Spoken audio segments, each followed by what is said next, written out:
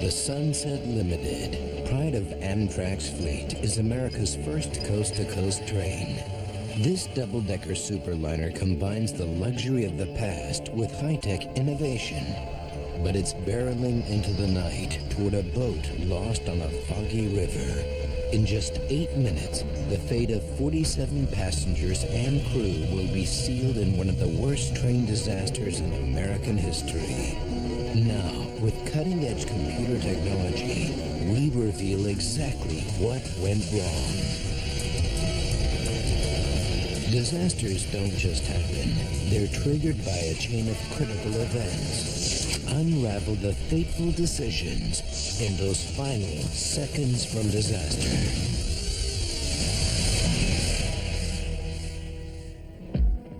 The United States, Alabama, Mobile.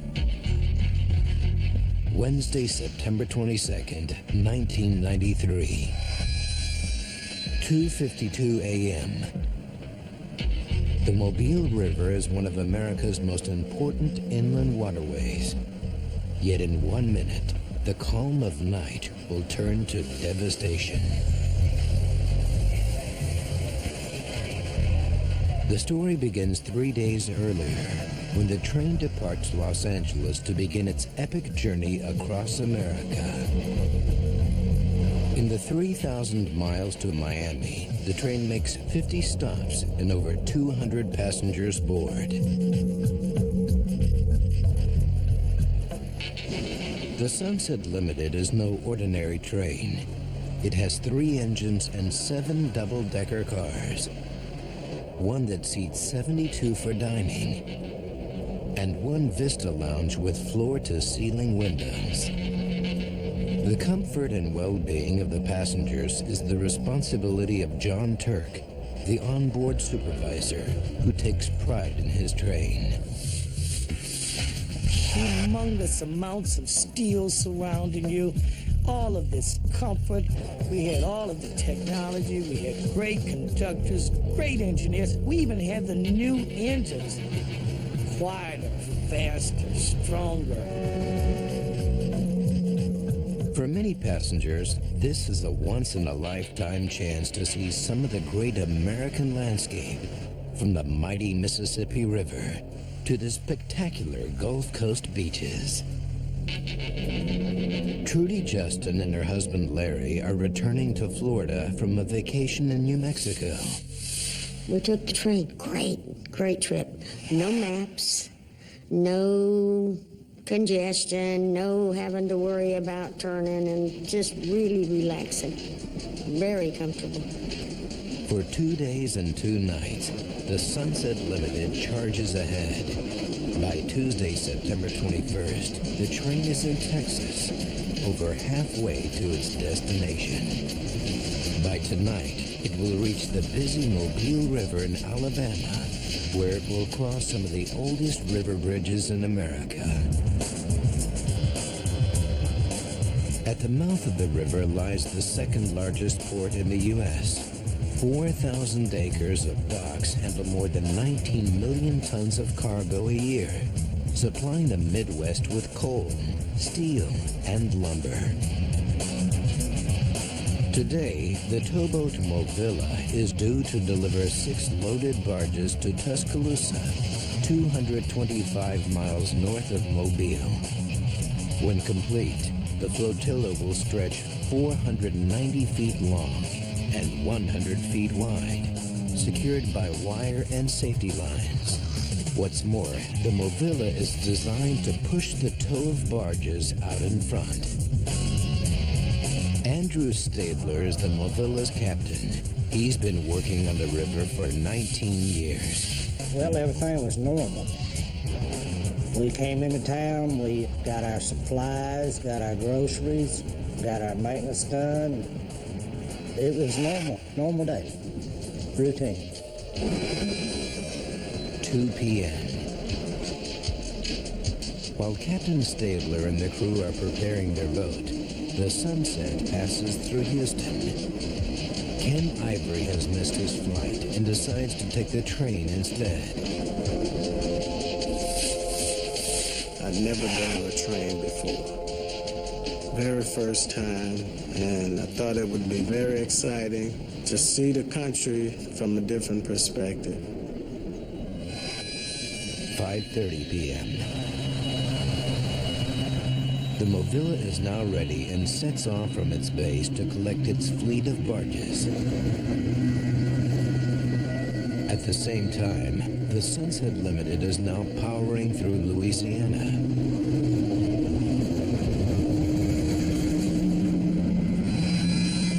10 p.m.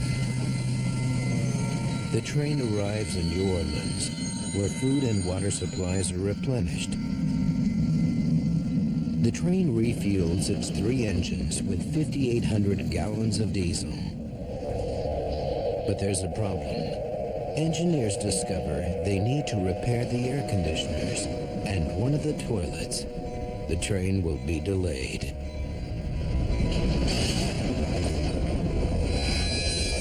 11:30 p.m.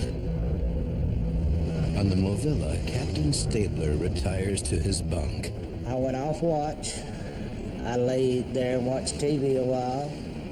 A certain time, around 12, I shut my light off and go to sleep.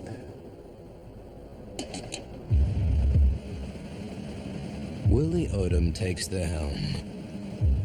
Although the pilot is far less experienced, he's the captain's second in command. I had worked with Willie before, and he done a good job. Good pilot, I think. 11:34 p.m. Finally, 34 minutes behind schedule, the Sunset departs New Orleans. I went to sleep. 12:55 a.m. The Movilla leaves its last collection point with all 6 barges in formation. The barges are laden with steel slabs, coke, and a heavy iron compound. It's a gigantic load weighing over 1,400 tons. As they head upriver, everything seems set for a peaceful night. Here's your National Weather Service forecast for Mobile and surrounding areas. For tonight, fog was reported. At Pascagoula, fog was reported. Fog rolls in frequently on the Mobile and descends in patches. Haze envelops the Movilla, but pilot Willie Odom is used to these conditions. 2:15 a.m. Odom radios to another towboat that he knows is further up the river. He called in reference to the conditions of the river where we were at, and they were getting worse. It was what we would call in the towing industry a shutout fog. Jeff Williams is on pilot duty on the Thomas McCabe, over half a mile ahead of the Movilla at the top of 12 Mile Island. Willie Odom is approaching the island, but he can't see it. He decides that visibility is so bad he can't go on. Willie keeps his boat close to the banks and tries desperately to find a solid tree on which to anchor. But in this swampy terrain, there are few trees strong enough for his heavy load. On board the Sunset Limited, virtually all the passengers are asleep in their seats or bunks. The train is gliding through the darkness. Willie Odom has failed to find a place to anchor. He could just shove the barges into the bank, but believing he's near a familiar tree, he keeps going. He is traveling at just 1 or 2 knots, pushing more than 1,400 tons of cargo blindly ahead.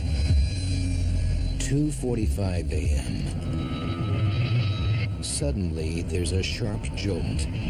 Willie feels the impact of the barges crashing into something, but has no idea what he's hit. However, Captain Stabler isn't worried. I woke up because I felt a bump. It didn't roll me out of the bed, and it didn't knock anything off the shelves, or just enough to wake me up. The captain is called to the wheelhouse by one of the deckhands. He assumes the barges have just run into the bank, but when he arrives on deck, he finds the pilot badly shaken. I get real confused because Willie's confused, and see, I trusted Willie. I don't think he realized what was happening. He was just in shock. 6 minutes later, at 2:51 a.m., the Sunset Limited passes a green light, which signals the all clear. It's just a mile and a half away. Unaffected by the fog, the train is now accelerating up to 72 miles per hour. Most of the 220 passengers and crew are sleeping soundly for now. Seconds from disaster will continue in a moment. Get closer to the wonders of the world. Geographic Guide. The beautiful wilderness of Panama. Home to a rich diversity of creatures, great and small. And for scientists worldwide, it is the center for research and exploration into a vital natural treasure. Geographic Guide. Brought to you by 7-Up. 7-Up has 100% natural flavors for naturally better taste.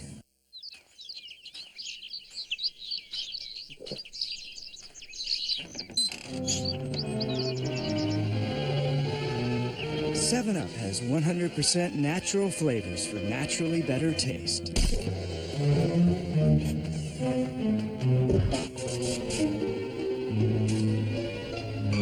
And who can resist that?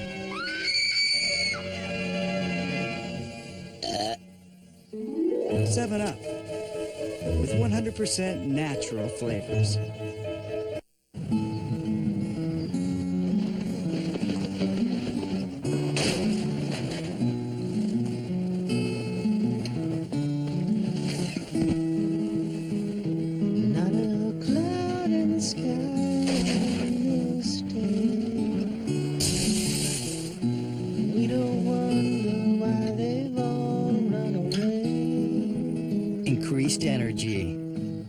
One of the benefits associated with all the natural pet food at Petco, where the pets go.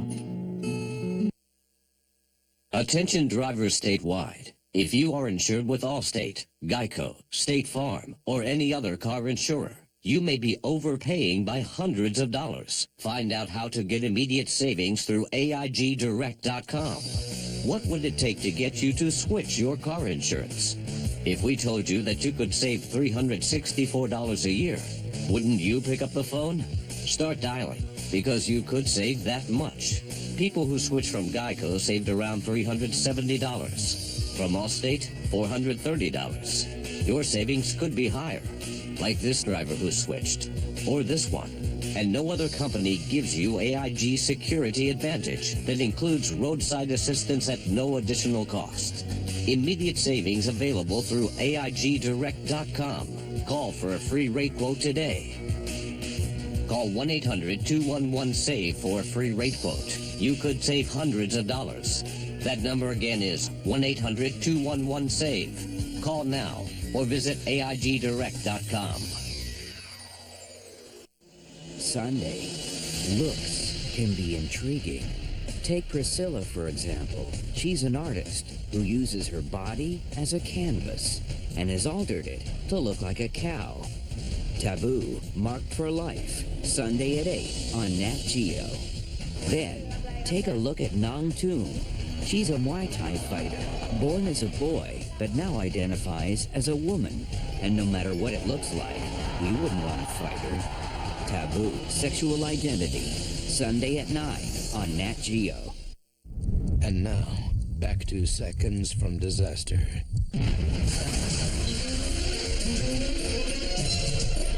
Amtrak's finest coast-to-coast passenger train is hurtling through the backwaters of Alabama, and it's on a collision course. 2:45 a.m.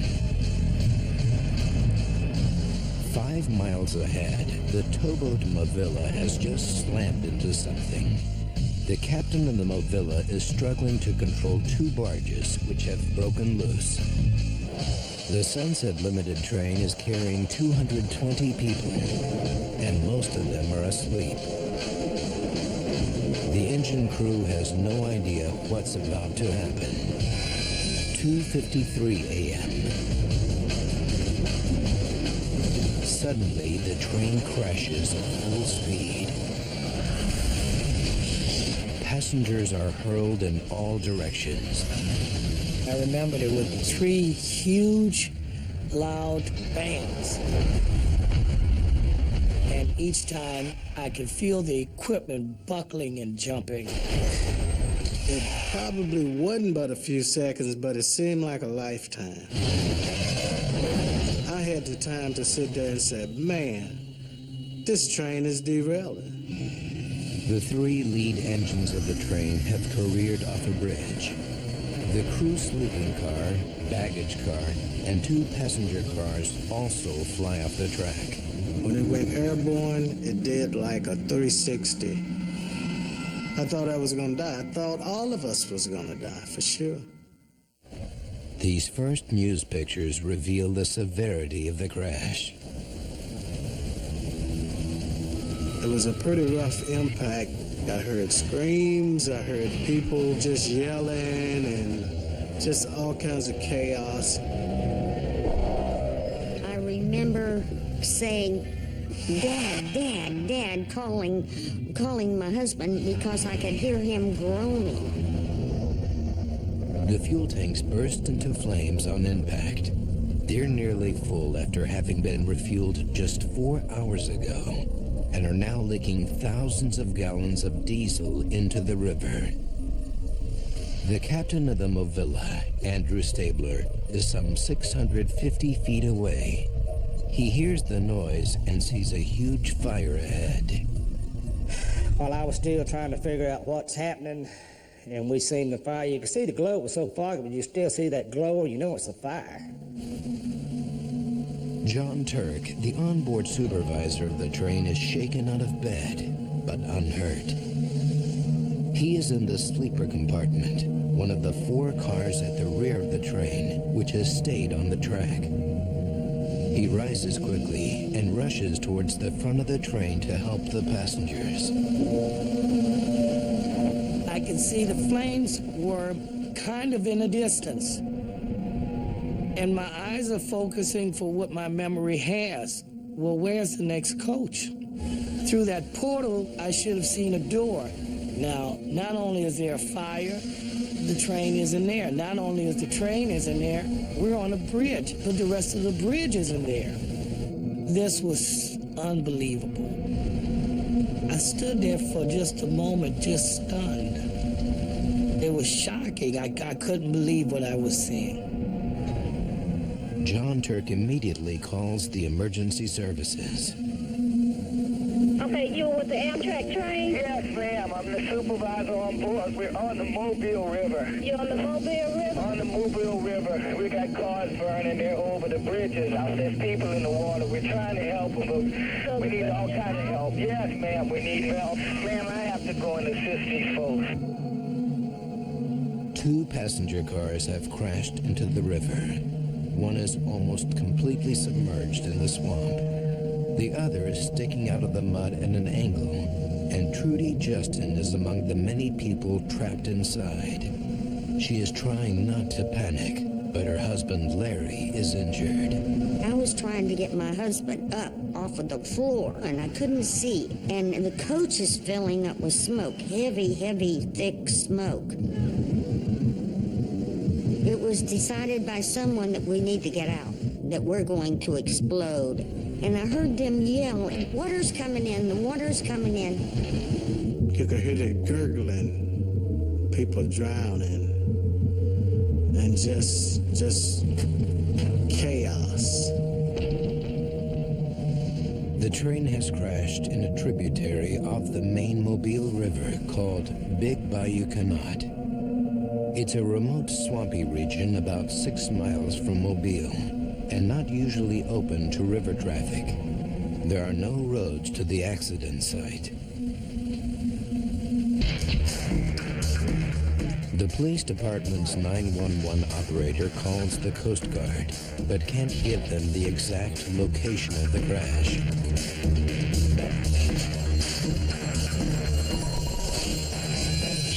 3:20 a.m.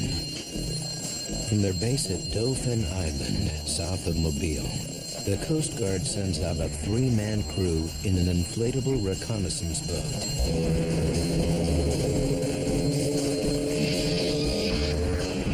It's 13 miles from Dauphin Island to Big Bayou Canot, where the train has derailed. Even with good visibility, the journey would take 35 minutes. People are still trapped inside the first passenger car, which is half buried in the swamp and rapidly filling with water. One passenger, Mike Dopide, scrambles frantically for an exit. I can barely see anything, so mainly I'm feeling my way around. I'm trying to feel for an emergency handle, trying to feel for some kind of an opening or lever I could use to get out.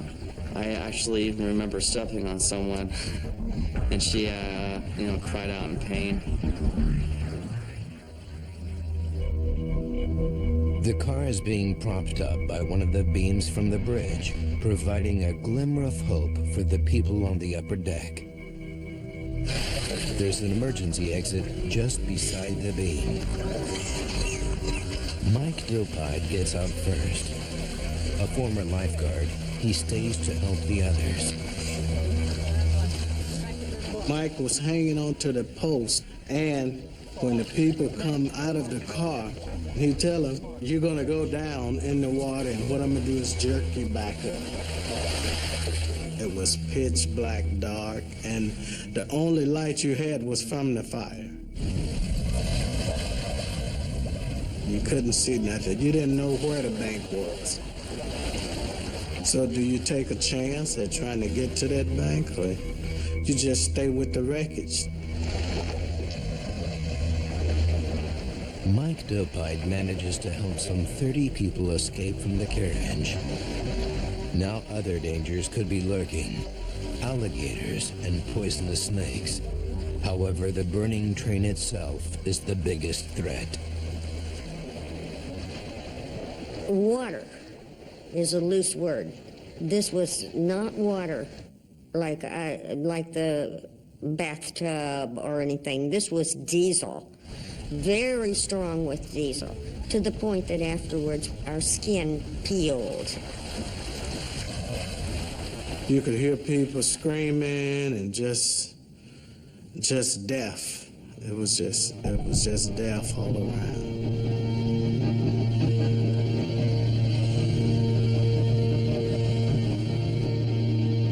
The crew sleeper carriage has crashed beside the passenger car. It too is on fire. And one of the conductors, Ronald Quaintons, a friend of the onboard supervisor John Turk, is trapped inside. Some of the crew try to rescue him. Mr. Quaintons was asking them to please get him out. The flames, to please put out the flames. They couldn't get the door open. They couldn't separate the equipment. The flames became too great. They had to abandon him. He said the Lord's Prayer. He said the 23rd Psalm. And if you ever heard his voice once, you didn't have to be there to hear him saying those prayers. You could just imagine it. The Lord is my shepherd, I shall not. Our Father who art in heaven. And that voice haunted me for a long time. On the Movilla, nearly 1,000 feet from the accident site, Captain Stabler has finally managed to round up the loose barges and shove them onto the bank. He now heads back towards the fire to try to help. We're still up amongst a hell of a fire. This is a huge fire. And that little breeze is blowing that smoke right in the wheelhouse, up to the point where I can't see, I can't breathe. The captain of the Movilla can't get close enough to rescue the people in the water and tells his deckhand to take the skiff, a small aluminum rowing boat, into the swamp. But the skiff can only carry 4 or 5 people at a time. It is unstable and the current is strong.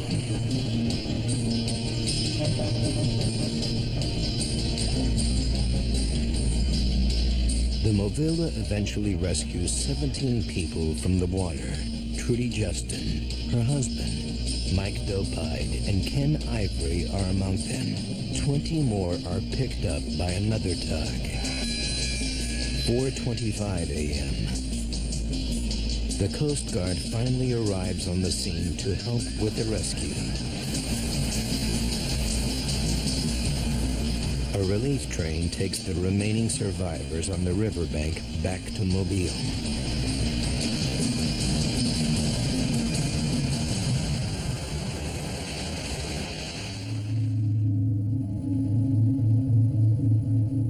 "47 people have died in the crash, 5 of them crew members. It is the worst disaster in Amtrak's history." I would like to ask that we all bow in a moment of silent prayer. And this is why they were praying in Washington tonight, the deadliest train wreck in Amtrak history. The question tonight is, what caused an Amtrak passenger train to derail? The cause of the accident is far from being determined. No one knows what has happened to the bridge across Big Bayou Canot. Why is it now scattered in pieces, buried in the swamp? Why was a towboat and its barges in the vicinity where river traffic is off limits? Was pilot Willie Odom responsible? Or was there a fault with the signals or the track? At this early stage, every possibility must be considered. I've just moments ago spoken with the laboratory people who tell me right now they cannot discount the fact that some part of that track might have been sabotaged. The crash has taken everyone by surprise.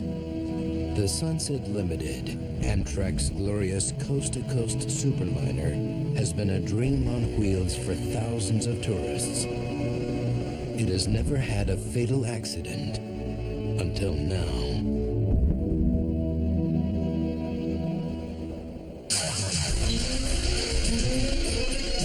It took just 8 minutes. Now we rewind the events of that fateful night and go deep into the investigation to reveal what really happened.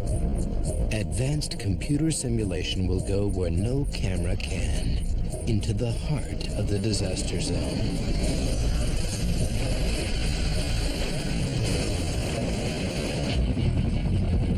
The National Transportation Safety Board immediately takes over the investigation. Within hours, they arrive on the scene and begin the process of finding out why the crash happened. They analyze the wreckage, searching for clues that will explain the disaster of Sunset Limited Train Number 2.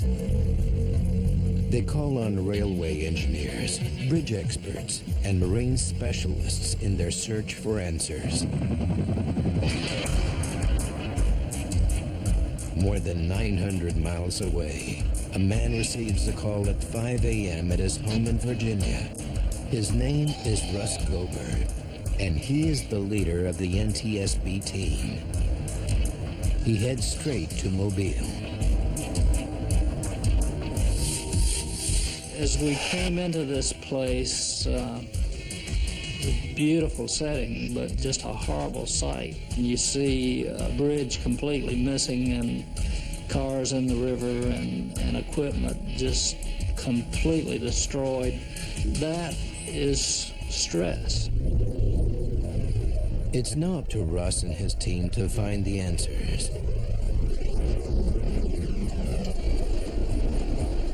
A company towboat and 6 barges were near the bridge at the time of the accident. What I'm saying is we are looking at a suspect barge.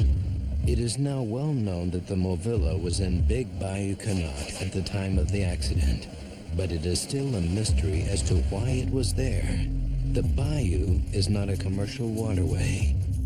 The night was foggy, but the Movilla is equipped with radar that should have clearly indicated the turnoff. Willie Odom tells investigators he saw the banks on the radar, but not the intersection. 30 minutes before the crash, Odom reaches the north end of 12 Mile Island and veers left instead of continuing upriver. The question is, was he too preoccupied with the fog to check his radar screen? Investigators learned that Willie Odom was not properly trained to read radar. It is not one of the requirements for licensed towboat pilots. 10 minutes before the Sunset Limited crashes, Willie Odom is in Big Bayou Canot. When he finally does check the radar, he sees something he does not recognize. He called and asked me if there was a tow of any sort that might be moored or anything between me and him. And I told him no, not that I knew of. The Movilla is not on the main river, and what lies ahead is not another tow and barges. Willie Odom has made a fatal error. He's on the wrong part of the river. 8 minutes to disaster. Willie thrusts his engines into reverse, but he's too late. Suddenly, there's a bump as the barges run into something. But to the captain of the Movilla, this gentle bump doesn't feel like a bridge collapsing. So what did the Movilla hit? We'll continue with more Seconds from Disaster after this. Tonight, U.S. Marines are part of the most powerful military machine in the world. So how did a group of Iraqi insurgents take them on? And when? The enemy was entrenched. They were waiting for us. It was a strategic disaster. The morale of the Sunni insurgency skyrocketed. The battle that changed the course of the war. The final report, Battle for Fallujah, tonight at 10 Eastern on National Geographic. Do you rinse at night? If it's Listerine, you're protecting your mouth all night long. While you sleep, your mouth is dry. That allows plaque and gingivitis germs to multiply. A quick rinse with Listerine puts those germs to bed, giving you 12 hours of protection. So rinse under the stars. Rinse by the moonlight. Say goodnight to germs. Listerine. Cup holders, researchers say, is one of the top reasons women buy one car over another.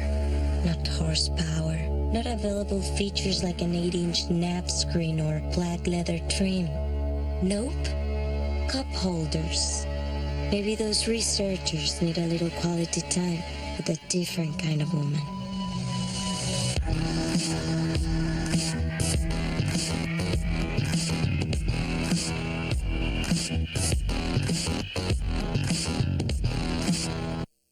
Before you hit the road, you probably have a routine. Adjust the mirrors. Check. Click your seatbelt. Find your favorite station and avoid hitting the mailbox. Check, check, and you get the idea. Most insurance companies give you a discount for driving safely. Only Allstate gives you that plus an extra bonus check. Every 6 months, you're accident-free. For being extra careful, you deserve an extra reward. That's Allstate stand. Can you afford not to be in good hands? Hey, is this where I apply for Blue Sky from American Express? Yes, sir. A card with reward points. I can use to go anywhere whenever I want. That's right. But only if I book through you. Actually, you can book online, on the phone, any way you want. Blackout? None at all. Just flights? Oh, no, sir. Think bigger. Rental car? Sure. A convertible. I gotta have a convertible. If you like. Hotel in South Beach? Yep. On New Year's Eve? Yes, sir. There are no travel restrictions. What, I call you, I get my card, I earn rewards that fast? Pretty much. Right. So what's it cost? There's no annual fee. No annual fee? No, and you can pay over time. This is a lot better than my other card. Yes. Cruise to nowhere. If you can find one. Flight to Rio, boat to Guam, trip to Toledo? Yes, yes, and yes. Second honeymoon in Paris. That too. Yes. So how do we do this? Blue Sky from American Express. Call 1-877-4-BLUE-SKY now and get the card with the most flexible travel rewards, period. Meet Marshall Brain, expert explainer. And I'm really curious about everything. March 13th, we're gonna break apart golf balls. Titleists will show us their secret recipe, baking them at over 300 degrees, and boats flying at up to 55 miles per hour. Who knew they could get so much speed from fiberglass shot out of a gun? Who knew? With Marshall Brain, part of Engineering Thursdays, premieres March 13th at 9 Eastern on Nat Geo. We now return to seconds from disaster.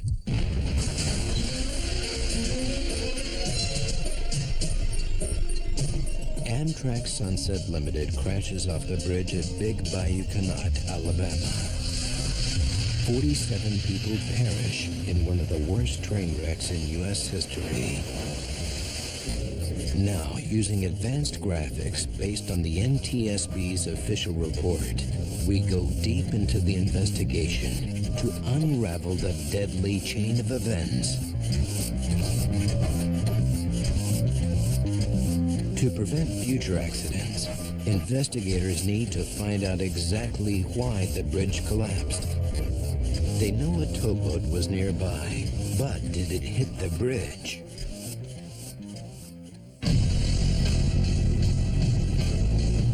They send in their bridge expert, Ron Weber, who returns to the scene of the disaster.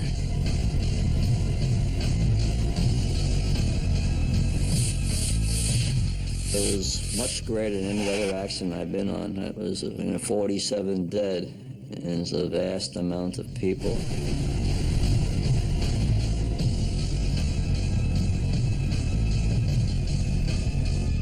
Ron will rely on forensics to tell the story.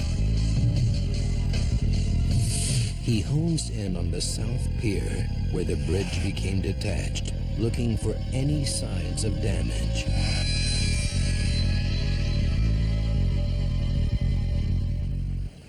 Well, I was looking for telltale marks. We call them witness marks. Any physical evidence. Well, here you have missing concrete. So it was obvious that this chipped off. There's also some chipping of the concrete closer to the water.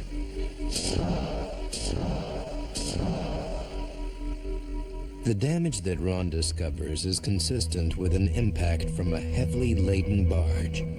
It's a promising lead. He reports to Russ Gober, who's in charge of the investigation. But Russ needs more evidence than chipped concrete. He wants to inspect the Movilla's barges to see if they too have any damage or telltale marks. The safety board does not take anything on the surface. We want to scientifically look at it. So we took scrapings from the barge, the paint, and we took scrapings from the piers, and we had our lab analyze it, and then we sent it to the Federal Bureau of Investigation crime lab and had them to also analyze it. Then a breakthrough. A few days later, the results come back from the FBI Materials Lab in Washington. Their forensic experts line up the marks on the concrete pier with the front left-hand side barge. The structure of the particles matched up the best that you could match something.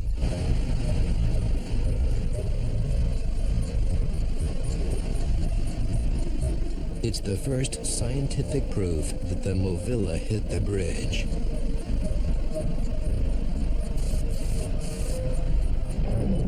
But a heavy steel bridge on solid concrete piers should hold up. The impact from the barge was slight.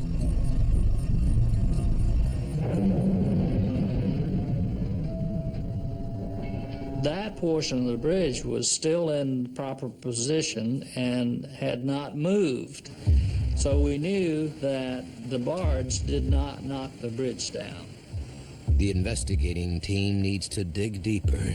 If the barge didn't knock the bridge down, what did? They remove much of the debris from the river and examine it for clues. It is photographed and then sent to New York for forensic examination. After 5 days, they recover part of the central through girder of the bridge. This span, known as the girder section, lay across the bayou supported by 3 concrete piers.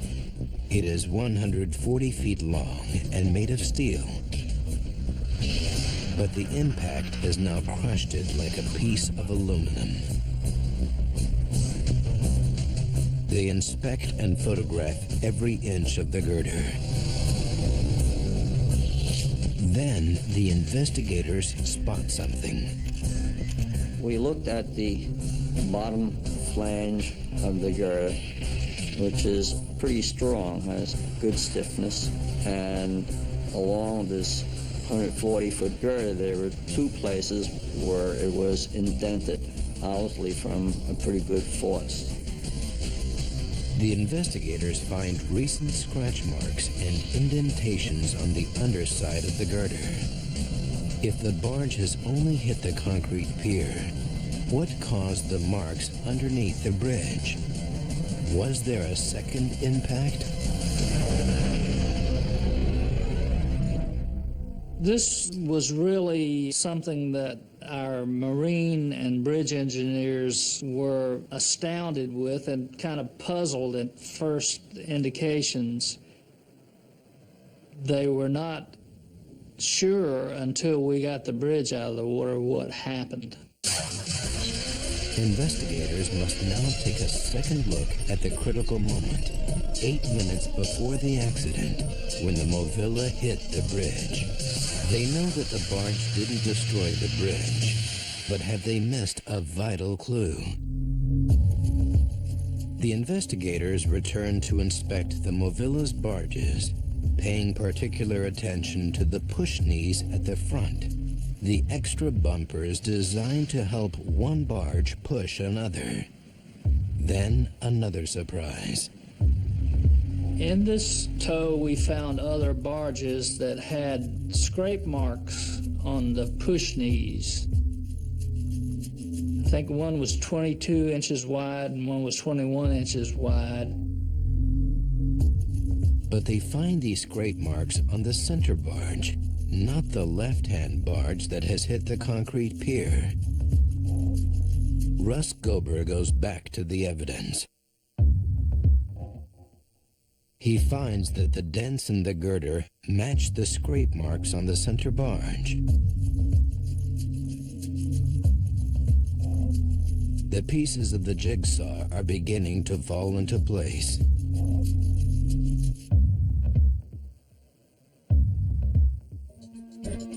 Investigators can now prove a second impact.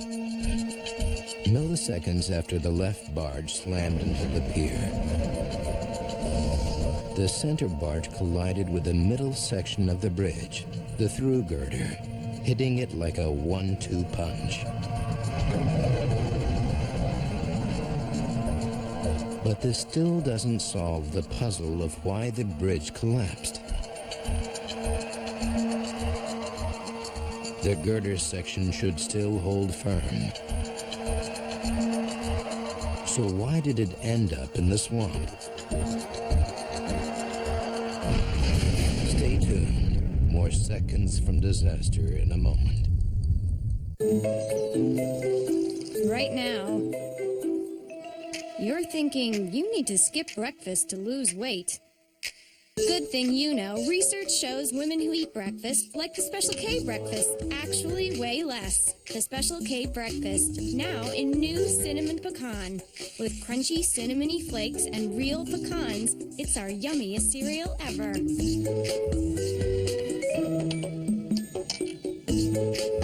So why skip when you can eat all this and still weigh less? Take a good look around, and if you're looking down, put a little love in your heart. Smart Balance Buttery Spread. Enjoy its award-winning buttery taste and support healthy cholesterol. Try the Smart Balance Food Plan. Reduce saturated fats and maintain healthy cholesterol. In your heart, you know it's smart. Visit smartbalance.com for details. I mean, sure, I help people save money on car insurance, but few folks know that I support wildlife conservation too. You gonna eat all those? Well, you are, aren't you? You're just gonna go to town. All right, well, I'll make this quick. I'm teaming up with the Association of Zoos and Aquariums. I'm gonna be making the rounds to get the word out. And those clams? I love clams. Do you want to offer me any? Apparently not. Geico. 15 minutes could save you 15% or more on car insurance. So I told him I want it delivered free, I want it delivered the next day, I want it hooked up free, and I want you to take away the old one free, or there's no deal. Oh yeah, they made the deal. Nice work, Dad. How can I help you? At Lowe's, we offer free next-day delivery and haul away. Lowe's, let's build something together. So I told him I want it delivered free. The U.S. Army Reserve requires a different type of strength. The strength to stand out in school and stand strong with your team. The strength to serve your community one day and your country the next. The strength to take your career to a whole new level. Be a stronger citizen, a stronger soldier, a stronger person in the U.S. Army Reserve. There's strong, and then there's Army strong. See what it's like at GoArmy.com.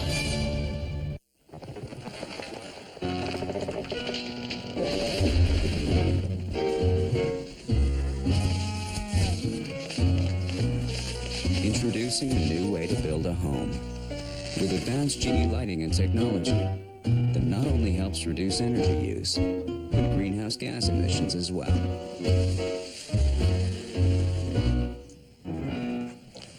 House hugger.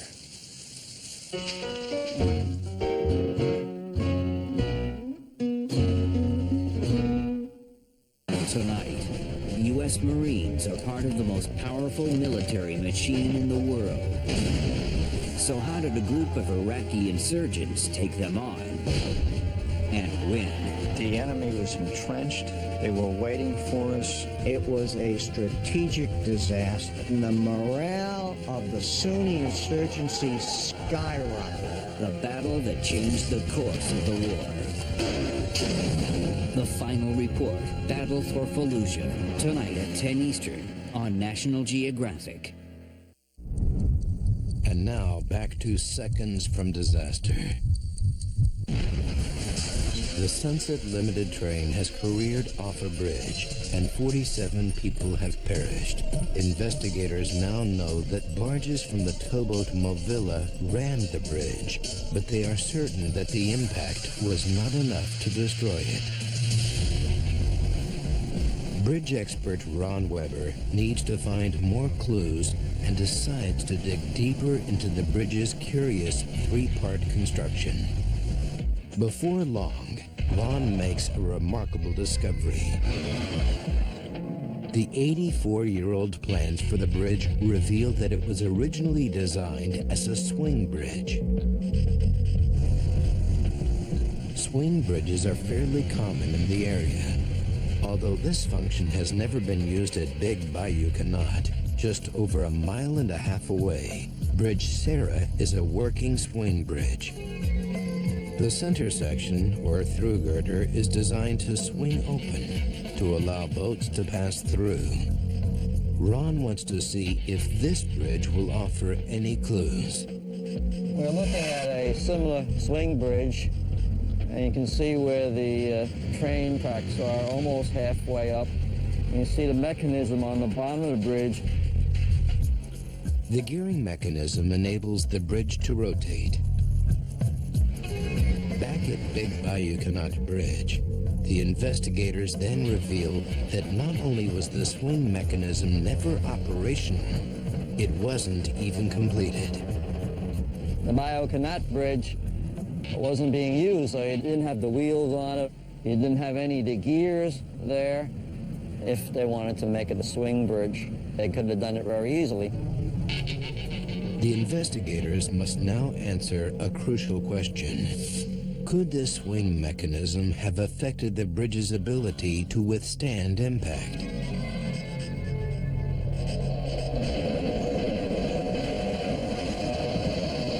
The bridge at Big Bayou Canot is designed to handle extremely heavy loads. Every day, around 20 freight trains cross the bridge, exerting massive downward pressure. But Ron finds out that the bridge's designers have made an unfortunate error. They didn't allow for lateral impacts. The central girder is just resting on one of the piers and is not properly bolted down. Well, I was surprised, but they did not look at the possibility of a force from a barge or a ship hitting it.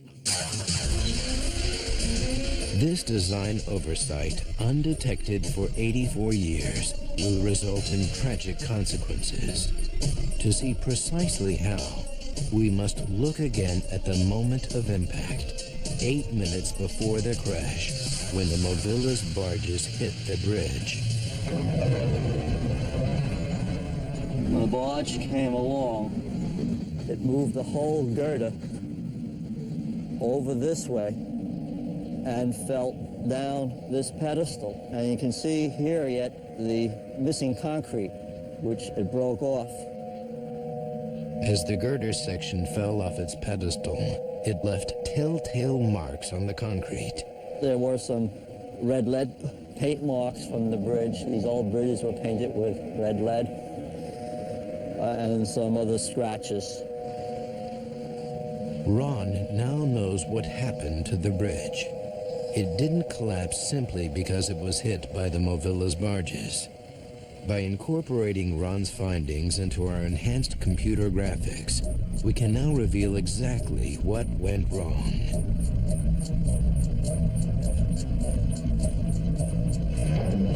First, the left-hand barge hits the concrete pier. Then the center barge rams into the girder section of the bridge. Because it's not secured at the south pier, it swings out of position 38 inches and into the path of the train. However, the Sunset Limited train is a couple miles from the bridge. There is still time. Investigators know that the track is fitted with an automatic alarm system. If the rail snaps, the signals switch from green to red to alert oncoming trains. So why didn't the system signal danger?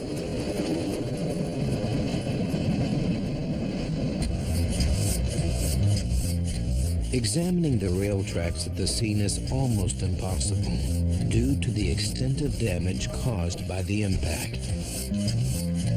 But they find one important clue about the condition of the track just before the derailment.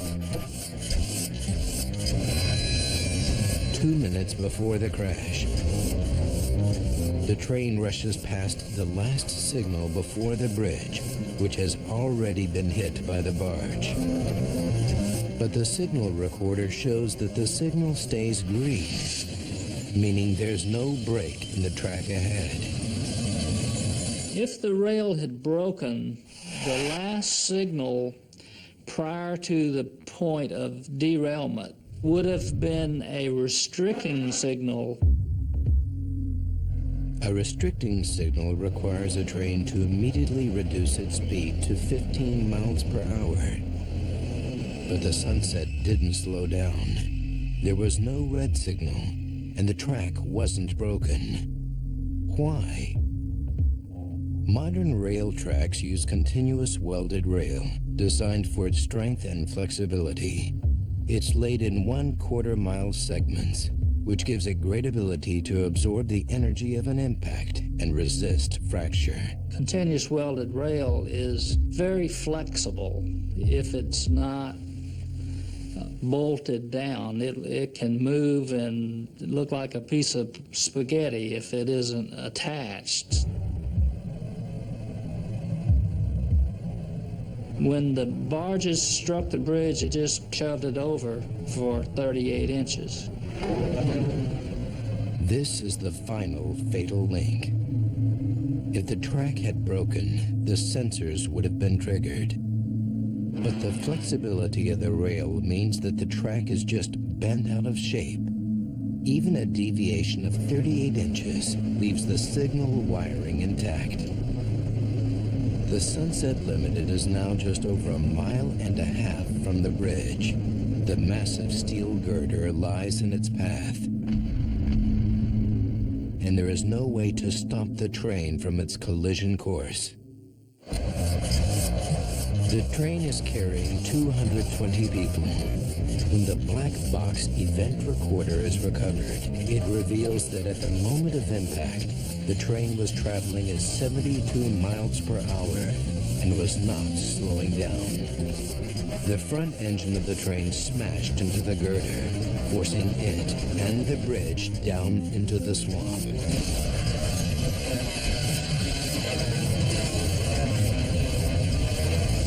Two days after the accident, the lead engine is hoisted from the swamp. The damage to the engine proves the investigators' conclusions that it hit the girder before flying off the bridge. On impact, the engine is catapulted into the air. It slams into the mud on the opposite bank. The first passenger car follows within seconds. I remember it being airborne, and I was holding on, bracing myself. And then the car did a 360. It just made a complete turnaround.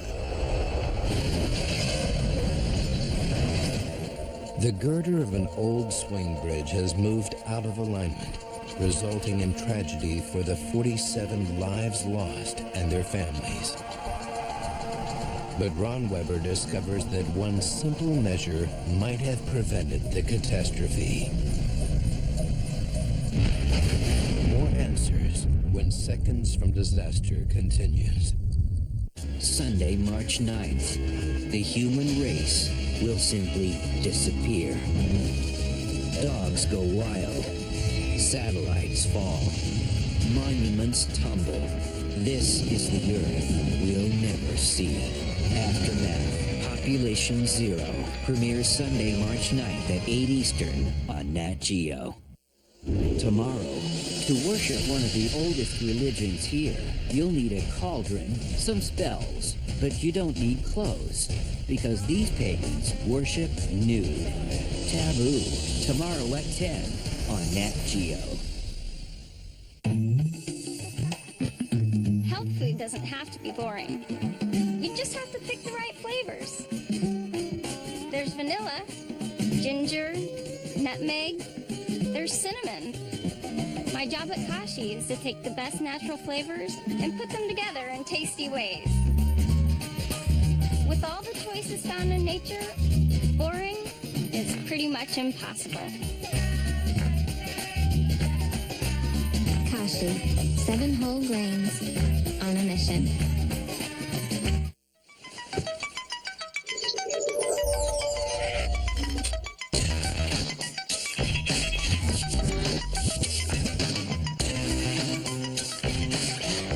Plug in the first ultra-adaptable room from Marriott. 7-Up has 100% natural flavors for naturally better taste. And who can resist that? 7-Up with 100% natural flavors. Cuba, try this new Comfort Soft waistband. It's really comfortable. MJ. Michael, thanks for the underwear. I'm wearing your underwear.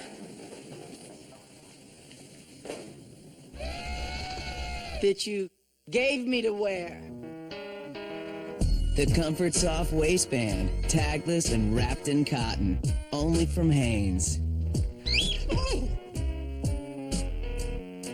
I can't believe how fast SleepMD works. Works so fast. So fast. I can't believe how fast SleepMD works. A trusted team of medical doctors has a drug-free way to end sleepless nights. SleepMD. Start falling asleep in just minutes and sleep better and longer with exclusive time-release technologies. I can sleep longer and wake up feeling totally refreshed. I don't worry about the occasional sleepless night. I really trust and believe in SleepMD. SleepMD is 100% drug-free. Get America's #1 drug-free sleep aid at Supercenters, CVS, Rite Aid, and stores every... This is Jeff Norman. He doesn't get health insurance from an employer, so he's been buying it himself for years. He's healthy, so he wonders why his rates keep going up. Liz Sloan wants health insurance, but doesn't think she can afford it. We're Assurant Health, and we've been customizing plans to meet the needs of individuals for over 110 years. For instance, with our 2-year rate guarantee and healthy discount, Jeff will get 15% off his rate and lock in that rate for 2 years. For Liz, we offer plans that allow people like her to pay for only the benefits they need, saving them money. In fact, Liz could get up to $2 million of coverage for less than $100 per month. Unlike other health insurance companies that focus on corporations and treat everyone the same, Assurant Health is there for the individual. So if you need health insurance, call the number on your screen, visit our website, or contact your local agent. Call now to find out how you can save hundreds of dollars a year on your health insurance. Call 1-800-893-9208. Meet Marshall Brain, expert explainer. And I'm really curious about everything. March 13th, we're gonna break apart golf balls. Titleists will show us their secret recipe, baking them at over 300 degrees, and boats flying at up to 55 miles per hour. Who knew they could get so much speed from fiberglass shot out of a gun? Who knew? With Marshall Brain, part of Engineering Thursdays, premieres March 13th at 9 Eastern on Nat Geo. Seconds from disaster now continues. Investigators have finally unraveled the chain of events that propelled Amtrak Sunset Limited into a swamp near Mobile, Alabama.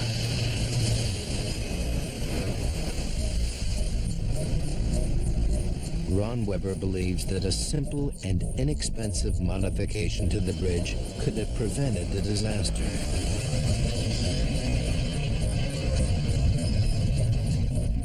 He suggests that shear blocks could have easily been fitted between the pedestals of the pier, acting as a doorstop and preventing the girder from moving. The barge's impact would have had no effect. The weak link here was where it attached to the pier. And as we know, it was only held there by friction on one end. And that just isn't enough. And for minimal cost, it could have been fixed.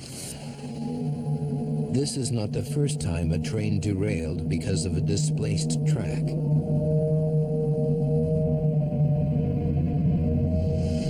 After an accident in Utah in 1979, the Federal Railroad Administration did a feasibility study on installing a mechanism specific to bridge displacement.